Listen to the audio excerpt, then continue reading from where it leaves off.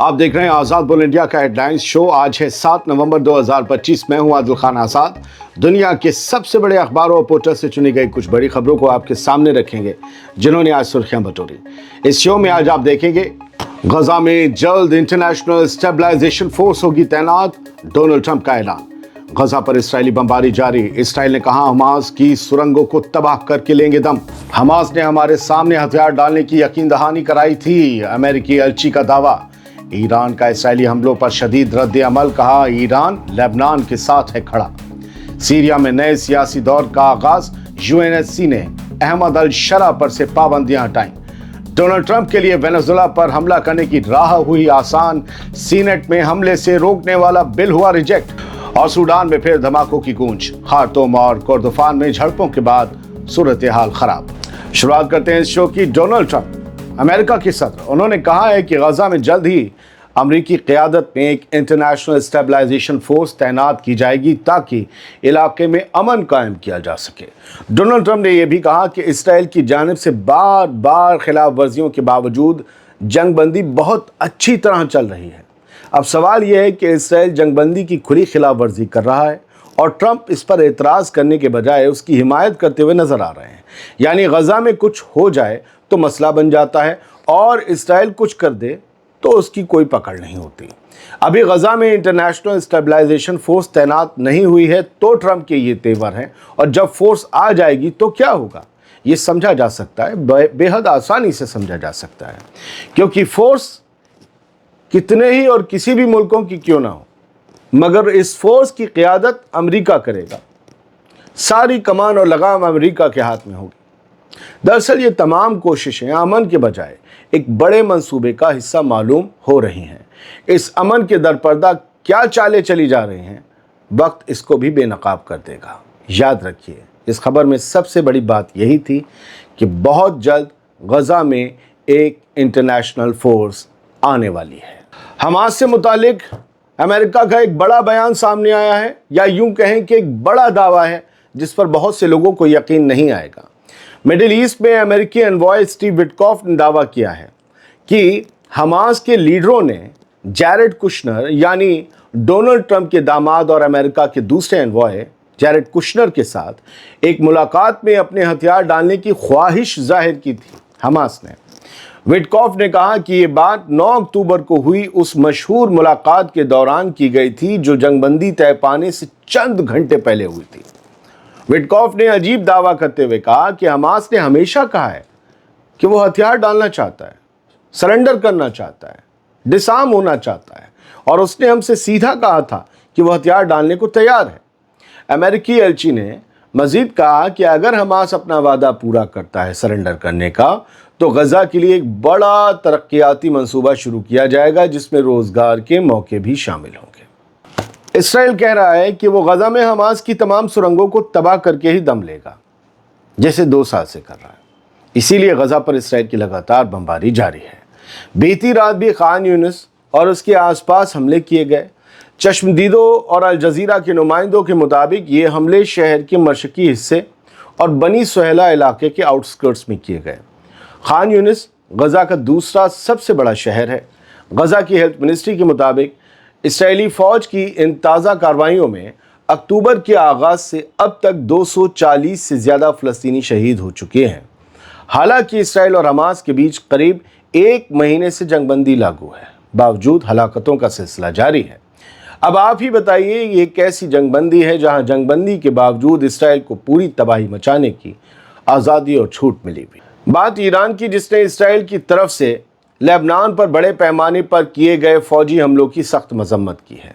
कल लेबनान पर बहुत भारी हमले हुए। कल रात ही हमने आपको खबर दिखाई थी। ईरान ने इन हमलों को लेबनान की खुद मुख्तारी की खिलाफ वर्जी और बैनुल अक़वामी अमन के खिलाफ जुर्म करार दिया है, लेकिन ये भी कहा है हम लेबनान के साथ हैं, और इस डायलॉग का बहुत वजन है।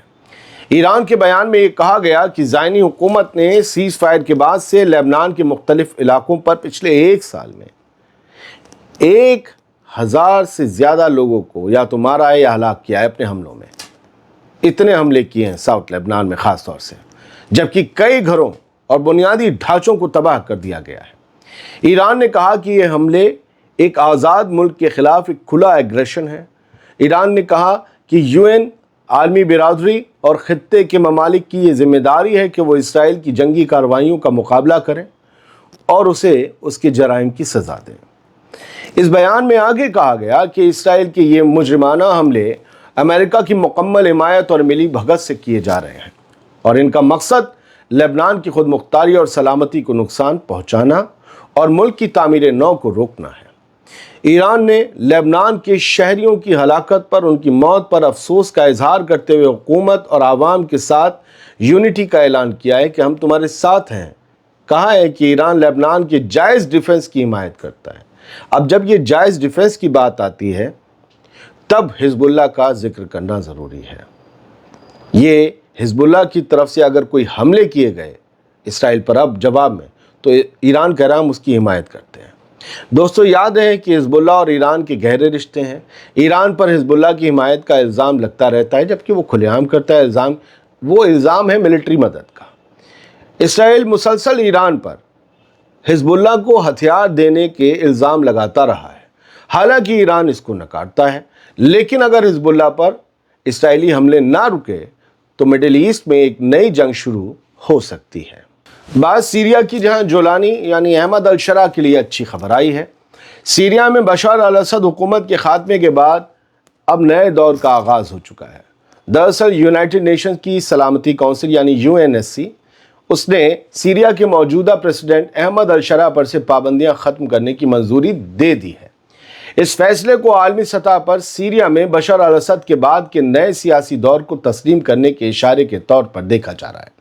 اس قرارداد کے تحت احمد الشرا اور سیریا کے ہوم منسٹر انس حسن خطاب کے سفر کرنے پر لگی پابندیوں اور ان کے ایسٹس کو فریز کرنے کے معاملوں کو ختم کر دیا گیا ہے۔ یہ پابندیاں 2014 میں اس وقت لگائی گئی تھیں جب احمد الشرا حیات تحریر الشام نامی گروپ کے چیف تھے جو اس وقت القاعدہ سے جڑا ہوا تھا۔ دسمبر 2024 میں اسی گروپ نے فوجی کارروائی کے ذریعے بشار الاسد کی حکومت کا خاتمہ کیا اور احمد الشرا سیریا کے نئے صدر بن گئے۔ یونائٹڈ نیشنز سیکیورٹی کونسل کے فیصلے کے فوراً بعد احمد الشرا برازیل میں UN کی موسمی کانفرنس COP30 میں شریک ہوئے اور وہ 10 نومبر کو واشنگٹن میں صدر ڈونلڈ ٹرمپ سے ملاقات بھی کریں گے۔ وقت کا پہیہ ہے، گھومتا رہتا ہے، جو سوئی 6 پہ ہوتی ہے وہ 12 پہ بھی جاتی ہے۔ کہاں یہی امریکہ اور امریکہ کے صدر انہیں احمد الشرا اور جولانی کے پیچھے پڑے تھے، ٹاپ ٹیررسٹ بتاتے تھے، اور اب وائٹ ہاؤس میں ملاقات کریں گے۔ ایکسپرٹس کے مطابق یہ فیصلہ سیریا کی نئی حکومت کو عالمی سطح پر تسلیم کرنے کی ایک بڑی پہچان ہے اور اس سے ملک کی دوبارہ تعمیر، سیاسی اسٹیبلٹی اور ترقی کی راہ ہموار ہو سکتی ہے۔ امریکہ وینزویلا پر حملہ کر سکتا ہے چونکہ سگنل مل گیا ہے۔ امریکہ اور وینزویلا کے بیچ ٹینشن اس حد تک بڑھ گئی ہے کہ ٹرمپ نے وینزویلا پر حملہ کرنے کا من بنا لیا ہے اور اس کے لیے ٹرمپ کی راہ بھی آسان ہو گئی ہے، ہرڈلز، بیریئرز ہٹ گئے ہیں۔ دراصل امریکی سینٹ نے ٹرمپ کو وینزویلا پر حملہ کرنے سے روکنے والا بل ریجیکٹ کر دیا ہے۔ امریکہ کی سینٹ میں ایک بل پیش کیا گیا تھا کہ پریزیڈنٹ ڈونلڈ ٹرمپ اگر وینزویلا پر کوئی فوجی حملہ کرنا چاہیں تو پہلے کانگریس یعنی امریکی پارلیمنٹ سے اجازت لینا لازمی ہوگا، لیکن ٹرمپ کی ریپبلکن پارٹی کے زیادہ تر ممبرز نے اس بل کے خلاف ووٹ دیا۔ صرف 2 ریپبلکن ارکان نے ڈیموکریٹ پارٹی کا ساتھ دیا، مگر وہ کافی نہیں تھا۔ اس لیے یہ بل 51 کے مقابلے میں 49 ووٹ سے ناکام ہو گیا۔ اب ٹرمپ کو کھلی چھوٹ مل گئی ہے وینزویلا پر حملہ کرنے کی۔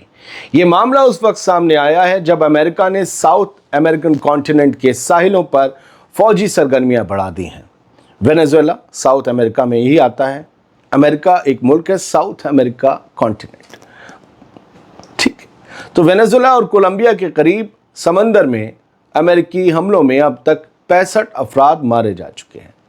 امریکہ کہتا ہے کہ جن کشتیوں کو ہم نے نشانہ بنایا ان کشتیوں میں ڈرگز لے جایا جا رہا تھا، لیکن لیٹن امریکہ کے کئی رہنماؤں اور ماہروں کا، ایکسپرٹس کا یہ کہنا ہے کہ زیادہ تر مارے گئے لوگ عام مچھوارے تھے، اسمگلرز نہیں، اور ان حملوں کو وہ سب غیر قانونی قتل قرار دے رہے ہیں۔ فی الحال اب یہ خطرہ بڑھ گیا ہے کہ ٹرمپ وینزویلا پر حملہ کر کے وہاں کی حکومت یعنی پریزیڈنٹ نکولس مادورو کو ہٹانے کی کوشش کر سکتے ہیں، کیونکہ یہی شخص ट्रंप के सामने मजबूती से खड़ा है और कह रहा है कि मुकाबला होगा तो करेंगे। अब बात सूडान की, जहां की दारुल हुकूमत खार्तूम और उसके आसपास आज फिर से धमाकों की आवाज़ें सुनी गईं।